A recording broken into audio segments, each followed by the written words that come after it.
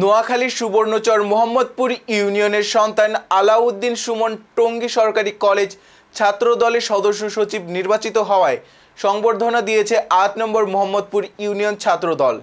শনিবার ১ নভেম্বর চর ক্লার্ক উচ্চ বিদ্যালয় হলরুমে আয়োজিত সংবর্ধনায় সভাপতিত্ব করেন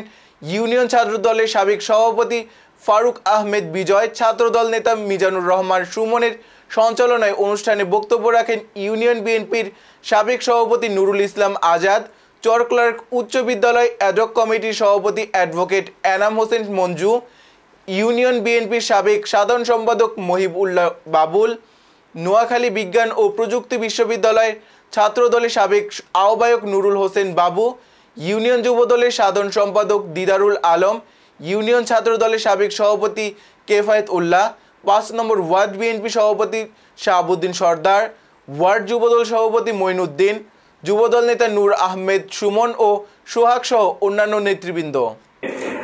আমরা যদি আমি যে কোরআনের একটা আয়াত বলছিলাম ওয়াতাসাম বিহাদিল্লাহি জামিআন ওয়া লা তাফারাকু, আল্লাহ রাব্বুল আলামিন বলছেন নেতৃবৃন্দ আসসালামু আলাইকুম ওয়া রাহমাতুল্লাহি ওয়া বারাকাতুহু। সম্মানিত